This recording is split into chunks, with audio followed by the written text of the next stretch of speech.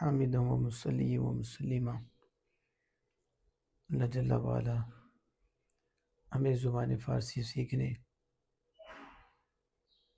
اور اس کے ذریعے اپنا قرب پانے کی توفیق عطا فرمائے۔ فارسی میں واحد اسموں کی جمع بنانے کے 4 قاعدے ہیں۔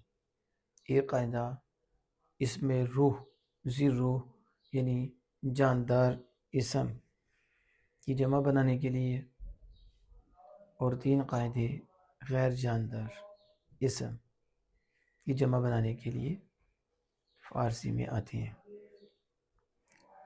اسم ذی روح یعنی جاندار کے اسم کی جمع یعنی واحد اسم سے جمع بنانے کا قاعدہ کہ اسم ذی روح کے واحد کے آخر میں الف نون زائدہ کر کے جمع بناتے ہیں۔ جیسے مرد، یہ ذی روح کا نام ہے، جاندار کا نام ہے، واحد ہے، تو اس کے آخر میں الف نون ساکن اور اس سے پہلے زبر لگائیں تو یہ جمع بن جاتی ہے مرد سے مردان۔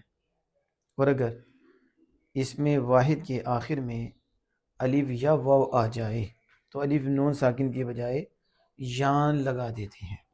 جیسے خوبرو، اب واو آ گیا ہے، اس میں واحد کے آخر میں تو یان لگائیں، خوبرو یان، تو یہ جمع بن جائے گی۔ اور دانا، یہاں اس میں واحد کے آخر میں الف آیا ہے تو یان لگا دے، دانا سے دانا یان، تو جمع بن جائے گی۔ اور اگر یہیں جاندار کے نام کے آخر میں ہائے مختفی آ جائے تو اس ہا کو گاف مفتوحہ سے بدل کر اس کے آخر میں الف نون لگاتے ہیں۔ جیسے بندہ، یہ ہائے مختفی سے گاف سے بدلا تو بندہ گاہ، آگے الف نون لگایا تو بندہ گان، تو بندہ سے بندہ گان۔ یہ فارسی میں جاندار واحد کے نام کی جمع بنانے کا قاعدہ ہے۔ اب غیر جاندار غیر ذی روح کے نام کی جمع،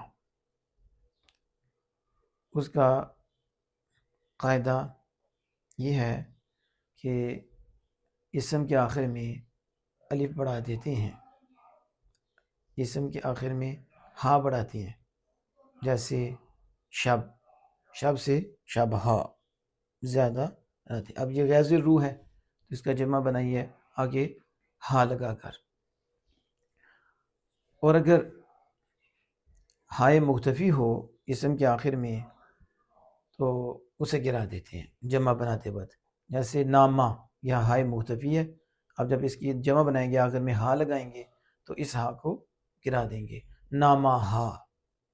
اور اگر ہائے ملفوظی ہو، مختفی نہ ہو تو وہ قائم رہتی ہے، وہ پڑھی جاتی ہے، اسے گرایا نہیں جاتا۔ جیسے راہ، تو یہ راہ میں جو ہا ہے ہائے ملفوظی ہے، اب جمع بنانے کے لیے اس کے آخر میں ہم ہا لگاتے ہیں تو پڑھیں گے راہ ہا، یعنی یہ ہا نہیں گرے گی، یہ برقرار رہے گی۔ اور پھر قاعدہ نمبر 3، یعنی اس میں ذی روح کو ڈال کر قاعدہ نمبر 3 غیر ذی روح کی جمع بنانے کا، وہ یہ ہے کہ اسم کے آخر میں الف تا ساکن بڑھا دیتے ہیں اور اس سے پہلے زبر۔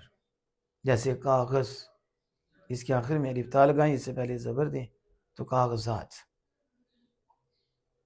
اور قاعدہ نمبر 4 اس میں غیر ذی روح کا اسم کے آخر میں لفظ جات بڑھا دیتی ہیں، ایسے نقشہ سے نقشہ جات۔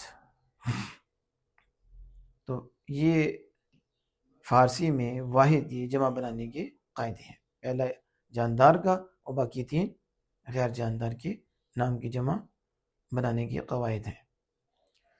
کبھی کبھی اس کے الٹ بھی ہو جاتا ہے، جسے ہم مخالف عقل کہتے ہیں اور قیاس کے مخالف کہتے ہیں اور اصولوں کے مخالف کہتے ہیں۔